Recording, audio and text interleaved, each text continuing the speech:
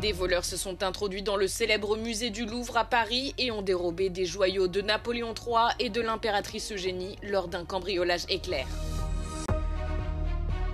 Des dizaines de milliers de manifestants réunis samedi aux États-Unis.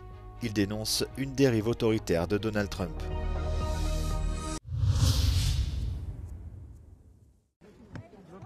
Le musée du Louvre à Paris a été contraint de fermer ses portes dimanche après que des voleurs se sont introduits dans la galerie d'Apollon et ont dérobé certains joyaux de la couronne.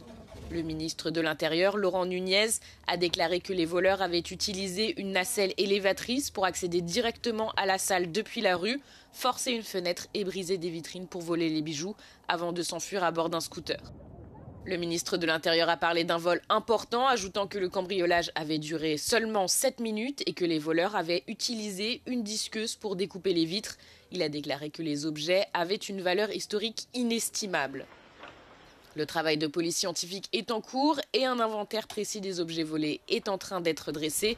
Selon le média local Le Parisien, parmi les objets volés figurent un collier, une broche, un diadème et d'autres objets de la collection de bijoux de Napoléon III et de l'impératrice Eugénie.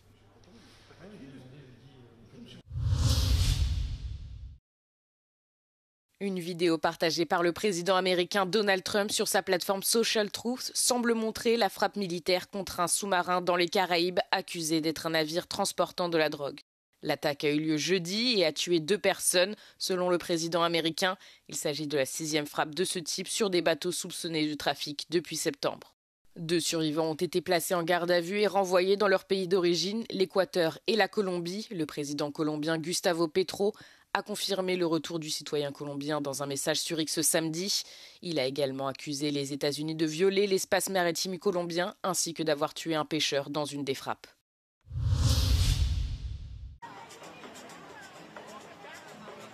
Des dizaines de milliers de personnes se sont rassemblées aux États-Unis samedi pour dénoncer le régime autoritaire mis en place, selon eux, par Donald Trump depuis son retour à la Maison-Blanche. Le mouvement baptisé No Kings a donné lieu à plus de 2600 rassemblements, notamment dans de grandes villes comme Washington, New York, Los Angeles, Boston et Portland. Les manifestants reprochent notamment à l'administration Trump la remise en cause de la Constitution en ciblant le droit du sol et les raids contre les immigrés clandestins. La Maison-Blanche a dénoncé les rassemblements No Kings, les qualifiant de rassemblements de haine de l'Amérique. We are here today for No Kings 2.0. Things have gotten worse in our country. We are taking to the streets. This is not a Hate America rally. This is a Love America rally. Des centaines de personnes ont également manifesté samedi dans toute l'Europe, notamment à Berlin, Madrid, Lisbonne et Paris.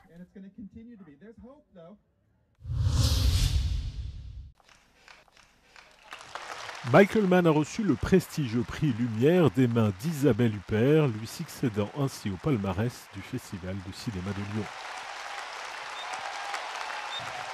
Le cinéaste américain rejoint ainsi les rangs d'autres légendes du grand écran, tels que Jane Campion, Clint Eastwood, Jane Fonda ou encore Martin Scorsese.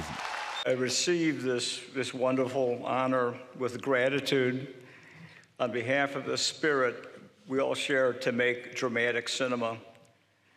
And also on behalf of that same imaginative spirit residing within every person here, to be impacted upon, transported by, and aroused by all of everything that cinema does.